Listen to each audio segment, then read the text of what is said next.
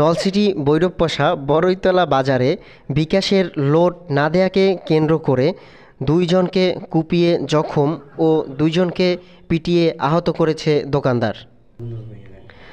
আহতরা হলেন কাওছার, নাজমুল, রুবেল এবং রনি। বিকাশের ডিএসও কাওছারের সাথে কথা বললে তিনি জনগণের সংবাদকে জানান, আমি হচ্ছি বিকাশের ডিএসও। আমি এজেন্টকে টাকা দিই।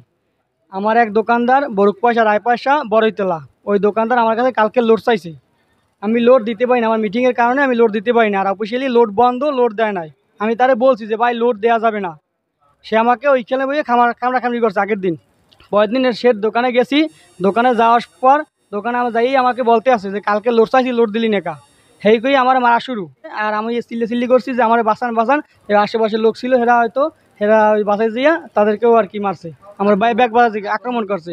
জি, আক্রমণ করছে লিমন আর মামুন, দোকানদার আমার। জি, এদের দোকান হয়েছে যে বরুকপয়সা রায়পয়সা বড়ইতলা।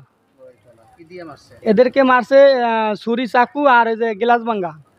এইটা এক দোকানেই থাকে, যে পোল্ট্রি ফিট ওইখানেই থাকে, ওইখান দিয়ে মারছে। আর যে জিএজি পাইপ আর যে লোহার যে পাইপগুলো ওই দিয়ে পিটাইছে। আমি এগো দেখছি। আর আমি ওই সাইডে আমার ব্যাগটা লই গেছে, টাকার ব্যাগ, আমার 5 লাখ টাকা ছিল আমার ব্যাগে, টাকা লই গেছে। আমি ওই সাইডে আসলাম, আমার 2-3 জন ধরে বসে।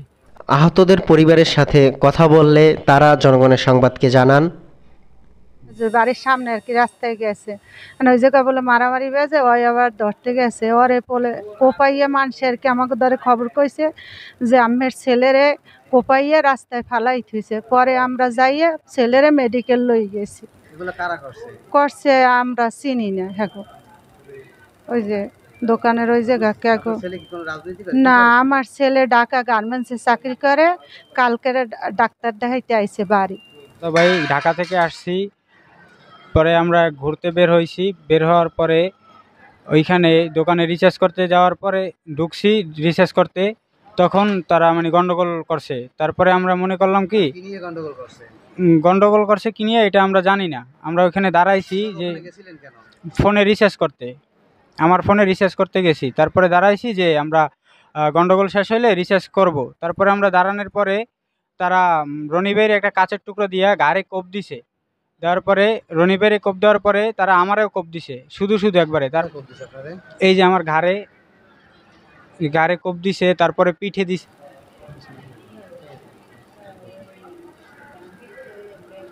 কি হয়? আমার ছেলে। কি হয়েছে তার? তারে কোপাইছে। মামলা করছেন? জি না, মামলা করতে হবে না। আমরা বরিশাল জালকাঠি থেকে বরিশাল নিয়ে এসে রোগী খুব না বাঁচেন নিয়ে, আর 10 মিনিট পর আনলে সে মারা যাইতে। এখন মামলা করবো, দেখে থানায় যাবো। ছিলাম দোকানে, ওই জায়গা বিকাশ কোম্পানির লোকের সাথে দোকানদারের সাথে কি নিয়ে গ্যাঞ্জাম হয়েছে তা তো আমরা জানি না। ওই জায়গা গ্যাঞ্জাম আমরা থামাইতে যাইয়া আমরা 3 জন ছিলাম, 3 জনই আহত। আমার এই হাত মনে করে ভাঙছে। তারপর হইলে যাই আর 2 জন তো গুরুতর আহত। একজন আর গ্লাস ঢুকে দিয়েছে টুকরা, তো এখনও প্রায় মৃত্যুসজ্জা আহত। তো এখানে এবার আরেকজন আর এই পিঠ কাটতে গেছে, পচতেছে গ্লাস দিয়া। ঠিক আছে, আমরা এই মেডিকেলে এখনো আমারটা তো দেখাইতে পারি না, তাদের 2 জন নিয়ে দৌড়দৌড়ি করতে আসি যে কি অবস্থা এদের। এ বিষয়ে সুষ্ঠু তদন্ত এবং দোষীদের শাস্তির দাবি জানিয়েছে আহতদের পরিবার। এই জন্য আমার ছেলেরে হুদুদি এইভাবে কোপাইছে, এর আমি ন্যায্য বিচার চাই। যে আমার পোলায় তো কোনো দোষ করে নাই, কোনো অন্যায় করে না।